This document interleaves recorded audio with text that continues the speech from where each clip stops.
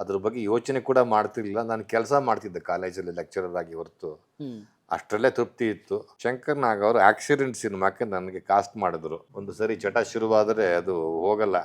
ಮಧ್ವಾಚಾರ್ಯ ಅಂತ ಒಂದು ಮಾಡಿದ್ರು. ಅದರಲ್ಲಿ ನೀನು ಮಧ್ಯದ ಮಧ್ವ ಮಾಡಬೇಕು ಅಂತಂದ್ರು. ಬಟ್ ಅದನ್ನ ನೋಡಿ ರಾಜ್ಕುಮಾರ್ ಕಂಪ್ನಿನಲ್ಲಿ ಸಂಯುಕ್ತ ಸಿನಿಮಾ ಕರೆದ್ರು.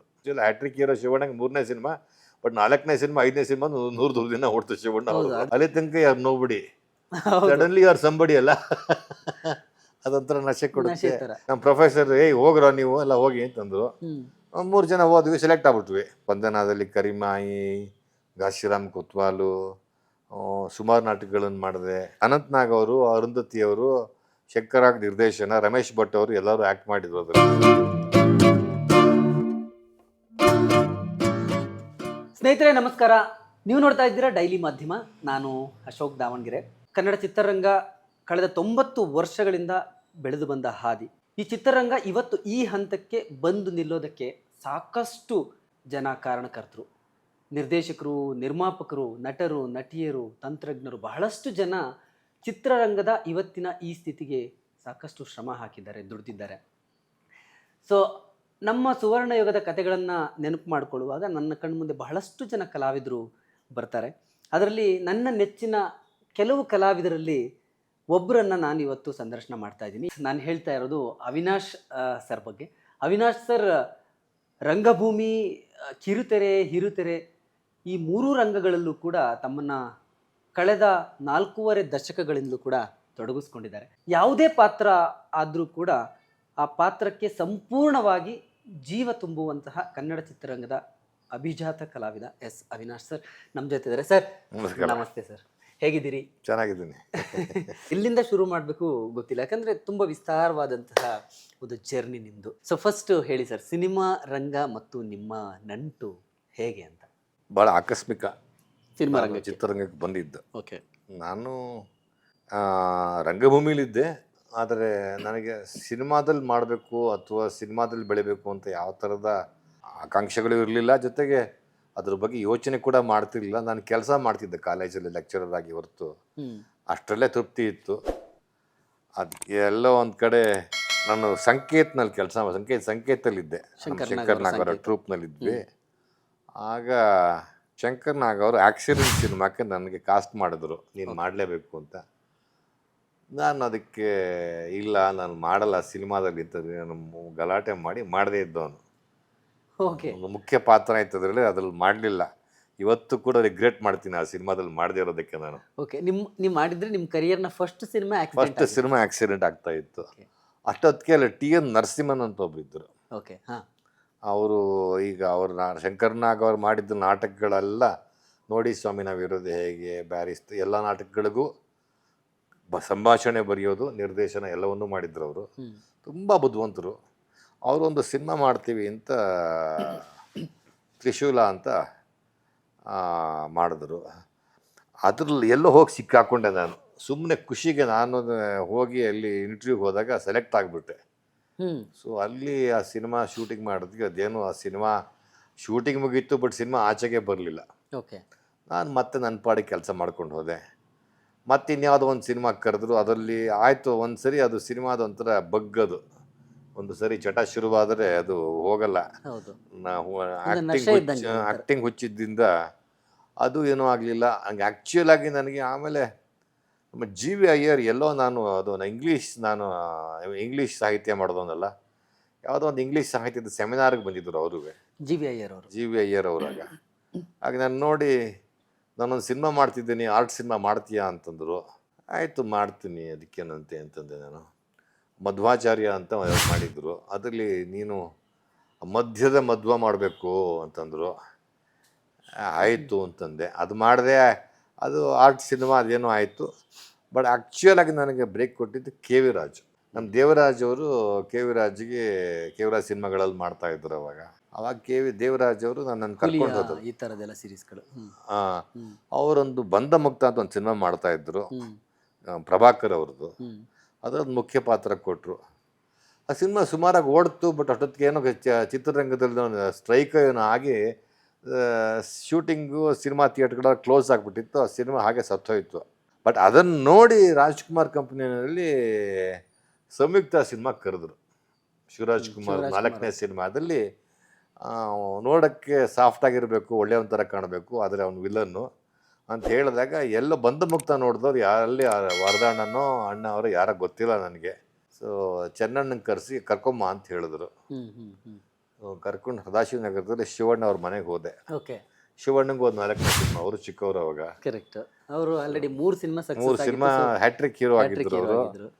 ಸರಿ, ಅಲ್ಲಿ ಕರ್ಕೊಂಡೋಗಿ ನಿರ್ದೇಶಕರು ನೋಡಿದ್ರು. ನಿರ್ದೇಶಕರು ಸ್ವಲ್ಪ ಹಿಂದೇಟು ಹಾಕಿದ್ರು. ಬಟ್ ವರದಣ್ಣ ಅವರೆಲ್ಲ ಇಲ್ಲ, ಮಾಡಲಿ ಹುಡುಗ, ಅವನು ಅಲ್ಲಿ ಪಾತ್ರಕ್ಕಿಂತ ಜಾಸ್ತಿ ಒಳ್ಳೆ ಹುಡುಗ ಥರ ಕಾಣ್ತಾನೆ, ಮಾಡಲಿ ಬಿಡಿ ಅಂತ ರೀತಿಯಲ್ಲಿ ಅಲ್ಲಿ ಅಲ್ಲಿ ಅದು ಆ ಸಿನಿಮಾದಲ್ಲಿ ಮಾಡಿದ್ಮೇಲೆ ಆ ಸಿನಿಮಾ ಒಂದು 100 ದಿನ ಓಡ್ತು. ಅದು ಆ್ಯಕ್ಚುಲಿ ಹ್ಯಾಟ್ರಿಕ್ ಹೀರೋ ಶಿವಣ್ಣಗೆ 3ನೇ ಸಿನಿಮಾ, ಬಟ್ 4ನೇ ಸಿನಿಮಾ 5ನೇ ಸಿನಿಮಾ 100 ದಿನ ಓಡ್ತು ಶಿವಣ್ಣ ಅವರು. ಲೆಕ್ಕ ಹಾಕೊಂಡ್ರೆ ಅದು ಒಂಥರ ಡಬಲ್ ಹ್ಯಾಟ್ರಿಕ್ ಆ್ಯಕ್ಚುಲ್ ಆಗಿ ಶಿವಣ್ಣ ಅವ್ರದ್ದು. ಅಲ್ಲಿ ಆದಮೇಲೆ ಅಲ್ಲಿ ರೆಕಗ್ನಿಷನ್ ಸಿಕ್ತು ಕಮರ್ಷಿಯಲ್ ಸಿನಿಮಾದಲ್ಲಿ. ಸೊ ಅಷ್ಟೊತ್ತಿಗೆ ಅದಂಥ ಸಿನಿಮಾದಲ್ಲಿ ಹೆಂಗೆ ಅಂದರೆ ಈ ಜನ ಗುರ್ತು ಹಿಡಿತಾರಲ್ಲ, ಅದಂಥ ನಶೆ ಇದ್ದಂಗೆ ಬಿಗಿನಿಂಗ್ನಲ್ಲಿ ರೆಕಗ್ನಿಷನ್ ಇದೆಯಲ್ಲ, ಅದು ಇನಿಷಿಯಲ್ ಸ್ಟೇಜಸ್ಸಲ್ಲಿ ಅದೊಂಥರ ತಿಳ್ಕೊಡುತ್ತೆ. ಹೌದು, ಯಾರೋ ಅವನು ನೋಡೋ ಇವ್ನು ನೋಡೋ ಗುರ್ತಿಡಿದಾಗ ಅಲ್ಲಿ ತನಕ ಯಾರು ನೋಡ್ಬಿಡಿ, ಸಡನ್ಲಿ ಯಾರು ಸಂಬಡಿ ಅಲ್ಲ, ಅದೊಂಥರ ನಶೆ ಕೊಡುತ್ತೆ. ಅದು ಸಿನಿಮಾ ಚಟ ಅದು. ಸೊ ಅಲ್ಲಿಂದ ಸಿನಿಮಾಗಳು ಮಾಡೋಕ್ಕೆ ಶುರು ಮಾಡಿದೆ. ಹಾಗೆ ಅಲ್ಲಿಂದ ಸಿನಿಮಾಗಳು ಶುರು ಆಯಿತು. ಮಧ್ಯದಲ್ಲಿ ಗ್ಯಾಪ್ಗಳು ಬಂತು, ಮತ್ತೆ ಮಾಡಿದೆ, ಮತ್ತೆ ಗ್ಯಾಪ್ ಬಂತು. ಹಂಗೆ ಮಾಡ್ಕೊಂಡು ಬಂದು ಒಂದು ಸ್ಟ್ರಾಂಗ್ ಪೊಸಿಷನ್ಗೆ ಬಂದೆ.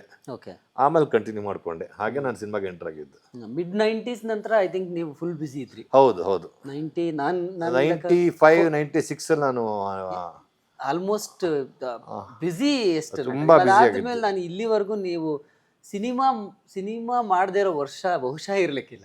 ಇಲ್ಲ, ಸಿನಿಮಾ ಮಾಡದಿರೋ ವರ್ಷ ಅಂತ ಖಂಡಿತ ಇಲ್ಲ, ಚಾನ್ಸೇ ಇಲ್ಲ. ಎಲ್ಲ ಸಿನಿಮಾಗಳಲ್ಲೂ ಇದ್ದೀರಿ ನಾನು ಗಮನಿಸಿರೋ ಹಾಗೆ. ಬಟ್ ನೀವು ಫಸ್ಟ್ ನಿಮ್ಮ ಕರಿಯರ್ ಶುರು ಮಾಡಿದ್ದು ರಂಗಭೂಮಿ. ರಂಗಭೂಮಿ ನಂಟು ಹೇಗೆ ಸರ್? ನಾನು ಮೈಸೂರಿನಲ್ಲಿ ಓದ್ತಾ ಇರಬೇಕಾದ್ರೆ ಪೀಟ್ರುಕೋ ಅಂತ ಒಬ್ಬ ಬ್ರಿಟಿಷ್ ಡೈರೆಕ್ಟರ್ ಬಂದ. ಗೋಲ್ಡನ್ ಜೂಬ್ಲಿನೋ ಪ್ಲಾಟಿನಮ್ ಜೂಬ್ಲಿನೋ ಆಫ್ ಮೈಸೂರು ಯೂನಿವರ್ಸಿಟಿನೋ ಏನೋ ಒಂದು, ಅದಕ್ಕೋಸ್ಕರ ಅವ್ರನ್ನ ಕರೆಸಿದ್ರು. ಅವರೊಂದು ಅಲ್ಲಿ ತನಕ ನಾವು ನಾಟಕಕ್ಕೂ ನಮಗೂ ಸಂಬಂಧನೇ ಇಲ್ಲ. ಸರಿ, ಇಂಗ್ಲೀಷ್ ನಾಟಕ ಅವನೊಂದು ಅಲ್ಲಿಂದ ಕರೆಸಿದ್ರು ಆ ಬ್ರಿಟಿಷ್ ಡೈರೆಕ್ಟ್ರನ್ನ. ಅವನು ನಾಟಕ ಮಾಡೋದಕ್ಕೆ ವರ್ಕ್ಶಾಪ್ ಮಾಡ್ದ. ಅಂದರೆ 1 ತಿಂಗಳು ವರ್ಕ್ಶಾಪು. ಅಲ್ಲಿ ಕಲಾವಿದರನ್ನ ಸೆಲೆಕ್ಟ್ ಮಾಡಿ ಅದರೊಂದು ನಾಟಕ ಮಾಡಬೇಕು ಅಂತ. ಸೊ ನಾವುಗಳು ನಮ್ಮ ಡಿಪಾರ್ಟ್ಮೆಂಟಿಂದ, ನಾವು ಇಂಗ್ಲೀಷ್ ಎಮ್ ಎ ಅಲ್ವಾ, ನಮ್ಮ ಪ್ರೊಫೆಸರ್ ಹೋಗ್ರೋ ನೀವು ಎಲ್ಲ ಹೋಗಿ ಅಂತಂದರು. 3 ಜನ ಹೋದ್ವಿ, ಸೆಲೆಕ್ಟ್ ಆಗ್ಬಿಟ್ವಿ. ಸೊ ಅಲ್ಲೊಂದು 1 ತಿಂಗಳು ವರ್ಕ್ಶಾಪ್ ಶುರು ಮಾಡಿದ್ವಿ ನಾಟಕದ್ದು. ತುಂಬ ದೊಡ್ಡ ಡೈರೆಕ್ಟರ್ ಅವನು, ಇಂಗ್ಲೆಂಡಲ್ಲಿ ಪರ್ಮೇಡ್ ಥಿಯೇಟರ್ ಅಂತ ಲಂಡನ್ನಲ್ಲಿದೆ, ಅದರ ರೆಸಿಡೆಂಟ್ ಡೈರೆಕ್ಟರ್ ಅವನು. ಅಲ್ಲಿಂದ ಒಂದು ನಾಟಕ ಮಾಡಿದ್ವಿ, ಅದೊಂದು ಹುಚ್ಚುರುವಾಯಿತು. ಆಮೇಲೆ ಇಂಗ್ಲೀಷ್ ನಾಟಕ ಬೆಂಗಳೂರು ಬಂದ ಈ ಅಶೋಕ್ ಮಂದಣ್ಣ ಅಂತ ಒಬ್ಬರು ರಂಗಭೂಮಿನಲ್ಲಿ ಇಂಗ್ಲೀಷ್ ಥಿಯೇಟರ್ನಲ್ಲಿ ಭಾಳ ಫೇಮಸ್ ಅವರು. ನಮ್ಮ ಆಕ್ಸಿಡೆಂಟಲ್ಲಿ ಒಬ್ಬ ಮಗ ಪ್ರಭು ಬಿಟ್ರೆ ಇನ್ನೊಬ್ರು ಅವರೇ ಅಶೋಕ್ ಮಂದಣ್ಣ. ಆ ಪಾತ್ರನ ಮಾಡ್ಬೇಕಾಗಿತ್ತು ಆಕ್ಚುಲಿ. ಅವರ ವರ್ಕ್ಶಾಪ್ ಕರೆದಾಗ ಹೋಗಿದ್ದೆ. ಆ ವರ್ಕ್ಶಾಪ್ಗೆ ನಮ್ಮ ಬಿ ಜಯಶ್ರೀ ಬಂದರು. ಸ್ಪಂದನ ಇತ್ತು. ಅವರು ನನ್ನ ಜೊತೆಯಲ್ಲೇ ಇದ್ವಿ ಒಂದು 15 ದಿನ ವರ್ಕ್ಶಾಪಲ್ಲಿ. ಅವ್ರು ಇಲ್ಲೇನು ಮಾಡ್ತೀಯ ಬಾ, ಕನ್ನಡ ನಾಟಕ ಮಾಡು ಅಂದರು. ಹಾಗಾಗಿ ಬಂದು ಸ್ಪಂದನಕ್ಕೆ ಸೇರಿಕೊಂಡೆ. ಸ್ಪಂದನ ಅಂದರೆ ನನಗೆ ನಾಟಕ ರಂಗಭೂಮಿನಲ್ಲಿ ಸ್ಪಂದನದಲ್ಲಿ ಕರಿಮಾಯಿ, ಘಾಶಿರಾಮ್ ಕೊತ್ವಾಲು, ಸುಮಾರು ನಾಟಕಗಳನ್ನು ಮಾಡಿದೆ. ಆಮೇಲೆ ಅಲ್ಲಿಗೆ ಸಂಕೇತ್ ನಾಟಕ ಮಾಡಕ್ಕೆ ಬಂದರು, ಬ್ಯಾರಿಸ್ಟರ್ ಅಂತ. ಅಲ್ಲಿ ಶಂಕರ್ನಾಗ್ ಅವ್ರ ಪರಿಚಯ ಆಯಿತು. ಅನಂತ್ನಾಗ್ ಅವರು ಅದ್ರಲ್ಲಿ ನಾಟಕ ಪಾತ್ರ ಮಾಡಿದ್ರು. ಅಂದ್ರೆ ನೀವು ಸ್ಪಂದನಾಗ್ ಬಂದ ಮೇಲೆ ಶಂಕರ್ನಾಗ್ ಅವ್ರ ಪರಿಚಯ? ಹೌದು, ಸ್ಪಂದನಾಗ್ ಬಂದ್ಮೇಲೆ ಸ್ಪಂದನಾಗೆ ಒಂದು ಪ್ರೊಡಕ್ಷನ್ ಮಾಡಿದ್ರು ಶಂಕರ್ನಾಗ್ ಅವರು. ಬ್ಯಾರಿಸ್ಟರ್ ಅಂತ ಒಂದು ವಿಜಯ್ ತೆಂಡೂಲ್ಕರ್ ನಾಟಕನ ಕನ್ನಡದಲ್ಲಿ ಮಾಡಿದ್ರು. ಅದನ್ನ ಅನಂತ್ನಾಗ್ ಅವರು, ಅರುಂಧತಿ ಅವರು, ಶಂಕರಾಗ್ ನಿರ್ದೇಶನ, ರಮೇಶ್ ಭಟ್ ಅವರು ಎಲ್ಲರೂ ಆಕ್ಟ್ ಮಾಡಿದ್ರು. ಅದರಲ್ಲಿ ಫೇಮಸ್ ನಾಟಕ ಶಂಕರ್ನಾಗ್ ಅವ್ರು ಮಾಡಿದ್ರಲ್ಲಿ ತುಂಬಾ ಫೇಮಸ್ ನಾಟಕ. ಅನಂತ್ನಾಗ್ ಅವ್ರ ಮೇನ್ ರೋಲು. ಅದು ನಮ್ಮ ಸ್ಪಂದನಾಗ್ ಮಾಡಿದ್ರು. ಆಗ ನಾನು ಅದಕ್ಕೆ ಬ್ಯಾಕ್ ಸ್ಟೇಜ್ ವರ್ಕ್ ಮಾಡ್ತಾ ಇದ್ದೆ ಅನಂತ್ನಾಗ್ ಅವ್ರಿಗೆ ಎಲ್ಲ. ಅಂದ್ರೆ ಎಲ್ಲರಿಗಾಗ ಅಲ್ಲಿಂದ ಶಂಕರ್ನಾಗೆ ಅಲ್ಲಿಗೆ ಬಾರೋ ಅಂತಂದ ಸಂಕೇತ್. ಬಟ್ ನಾನು ಸ್ಪಂದನಲ್ಲೂ ಮಾಡ್ತಿದ್ದೆ, ಸಂಕೇತಲ್ಲೂ ಇದ್ದೆ. ಸೊ ಅಲ್ಲಿಂದ ಹಾಗೆ ನಾಟಕಗಳು. ಆಮೇಲೆ ಪ್ರಸನ್ನ ಅವ್ರ ಸಮುದಾಯ ಅಂತ ಸಮುದಾಯ ಪ್ರಸನ್ನ ಇದಾರಲ್ಲ, ಹೌದು ಹೌದು ಗೊತ್ತು. ಅವರು ಒಂದು ಜನಪದ ರೆಪರ್ಟ್ರಿ ಶುರು ಮಾಡಿದ್ರು, ಪ್ರೊಫೆಷನಲ್ ಥಿಯೇಟರ್ ಅಂತ ಶುರು ಮಾಡಿದ್ರು. ಓಕೆ. ಅವ್ರದ್ದು ಅಲ್ಲಿ ಸೇರ್ಕೊಂಡ್ವಿ, ಅಲ್ಲಿ ನಾಟಕ ಮಾಡಿದೆ. ಹ್ಮ್. ಆಮೇಲೆ ನರಸಿಂಹನ್ ನಾಟಕ ಮಾಡಿದ್ರು, ಡಿ ಎನ್ ನರಸಿಂಹನ್ ಅಂತ ನಾಟಕ ಮಾಡ್ತಾಯಿದ್ರು. ಸೊ ಹಾಗೆ ಎಲ್ಲ ಕಡೆನೂ ನಾಟಕ ಮಾಡ್ಕೊಂಡಿದ್ದೆ. ಆವಾಗ ಅಲ್ಲಿಂದ ಸಿನಿಮಾಗೆ ಬಂದಿದ್ದು. ಹಾಗೆ ನೀವು ನಾಟಕ ಮಾಡ್ತಿದ್ರಿ, ಆಮೇಲೆ ಸಿನಿಮಾಗೆ ಬಂದ್ರಿ, ಮಧ್ಯದಲ್ಲಿ ಕಿರುತೆರೆ ಕೂಡ ಆಗ್ಲೇನೆ ನೀವು ಆಲ್ರೆಡಿ. ಕಿರುತೆರೆ ಸಿನಿಮಾಗೆ ಬಂದು ಸಿನಿಮಾ ಬಿಟ್ಟ ಮೇಲೆ ಒಂದಿಷ್ಟು ಕಿರುತೆರೆ ಮಾಡಿದ್ದೆ, ತುಂಬಾ ಹಿಂದೆ, ಅಂದ್ರೆ ಇನಿಷಿಯಲ್ ಸ್ಟೇಜಸ್ ಅಲ್ಲಿ. ಆಮೇಲೆ ಕಿರುತೆರೆ ಮಾಡ್ಲೇ ಇಲ್ಲ ನಾನು. ಐ ನನಗೆ ಥಿಂಕ್ ಶಿಕಾರಿ ಅಂತಾನೆ ಯಾವ್ದೋ ಒಂದು ಶಿಕಾರಿ ಒಂದು ಮಾಡಿದ್ದೆ, ಆಮೇಲೆ ಮಾಯಾಮೃಗ ಎರಡೇ ನಾನು ಮಾಡಿದ್ದೆ. ಆಕ್ಚುಲ್ ಆಗಿ ಅದು 25-26 ವರ್ಷ ಆಗೋಯ್ತು ಮಾಡಿ. ಆಲ್ಮೋಸ್ಟ್ ಆಯ್ತು. ಅಷ್ಟೇ. ಆಮೇಲೆ ನಾನು ಕಿರುತೆರೆಯಲ್ಲಿ ಮಾಡಿಲ್ಲ. ಓಕೆ. ಸಿನಿಮಾಗೆ ಬಂದು ಸಿನಿಮಾಗಳು ಇಲ್ದಿದ್ದಾಗ ಕಿರುತೆರೆಯಲ್ಲಿ ಮಾಡಿದ್ದೆ ಅಷ್ಟೇ. ಆ ಶಿಕಾರಿ ಯಾಕೆ ಮಾಡಿದೆ ಅಂತಂದ್ರೆ ನಂಗೆ ತುಂಬ ಇಷ್ಟವಾದ ರೈಟ್ರು. ಅವರು ತುಂಬ ಭಾಳ ಇಷ್ಟವಾದ ರೈಟ್ರು. ನಮ್ಮ ಜೊತೆಗೆ ನಮ್ಮ ಜೋಗಿ ಮತ್ತು ಉದಯ ಮರ್ಕಿಣಿ ಇದ್ರು, ಬರಿತಾ ಇದ್ರು. ಸೊ ಅದು ಭಾಳ ಇಂಟ್ರೆಸ್ಟಿಂಗ್ ಇದು ಅದು. ಓಕೆ. ಸೊ ಅದಕ್ಕೋಸ್ಕರ ಮಾಡಿದೆ ಅದನ್ನು. ಶಿಕಾರಿ ತುಂಬ ತುಂಬ ಒಳ್ಳೆ ಅದ್ಭುತವಾದ ಕತೆ ಹೌದು. ಅದು. ನಾವ್ ಆಕ್ಚುಲಿ ಅದನ್ನ ನೋಡಿದ್ದು, ನಾನು ಬರೀ ಇದೆಲ್ಲ ನಾವು ನಮ್ಮ ಸ್ಕೂಲ್ ಡೇಸ್ ಅಲ್ಲಿ ಯಶವಂತ್ ಚಿತ್ತಾಲ್ರದ್ದು, ಚಿತ್ತಾಲ್ರದ್ದು ನಾಟಕ ಕತೆ ಅದು. ಅದಕ್ಕೋಸ್ಕರ ಮಾಡಿದೆ. ನಂಗೆ ಚಿತ್ತಾಲ್ರ ಭಾಳ ಇಷ್ಟವಾದ ರೈಟ್ರು. ಓಕೆ. ಅಲ್ಲಿಂದ ಆಮೇಲೆ ಮಾಯಾಮೃಗ ನಮ್ಮ ಸೀತಾರಾಮಿಂದ ಮಾಡಿದೆ, TN ಸೀತಾರಾಮ್ ಅವ್ರದ್ದು. ಅದು ಅವಾಗ ಸಿನಿಮಾನು ಸ್ವಲ್ಪ ಬಿದ್ದೋಗಿತ್ತು ಅವಾಗ ಟೈಮಲ್ಲಿ, ಕರೆಕ್ಟ್. ಸಿನಿಮಾಗಳು ಇರಲಿಲ್ಲ. ಸೀತಾರಾಮ್ ಕರೆದ್ರು. ಜೊತೆಗೆ ಸೀತಾರಾಮ್ ಬಗ್ಗೆ ನಂಗೆ ಅಪಾರವಾದ ಗೌರವ ಇದೆ. ಒಳ್ಳೆ ರೈಟರು, ನಾಟಕದಲ್ಲಿ ನಾಟಕ ಮಾಡೋರು, ಅವಾಗಿಂದ ಪರಿಚಯ. ಸೊ ಹೋಗಿ ಮಾಡಿದೆ. ಅವರು ಪುಟ್ಟಣ್ಣ ಗರಡಿಯಲ್ಲಿ ಬೆಳಪಳಗ್ದವರು. ಬಟ್ ಅದೇ ಅಷ್ಟು ಮಾಡಿದ್ದು. ನಮಸ್ಕಾರ. ಡೈಲಿ ಮಾಧ್ಯಮ ಇನ್ಫಾರ್ಮೇಷನ್ ಮತ್ತು ಎಂಟರ್ಟೈನ್ಮೆಂಟ್ ಎರಡನ್ನೂ ಸೇರಿ, ಇನ್ಫೋಟೈನ್ಮೆಂಟ್ ಎರಡನ್ನೂ ಕೊಡ್ತಕ್ಕಂಥ ಒಂದು ಮಾಧ್ಯಮ ಇದು. ತುಂಬ ಭಾಳ ಒಳ್ಳೆ ಒಂದು ಚಾನಲ್ ಇದು.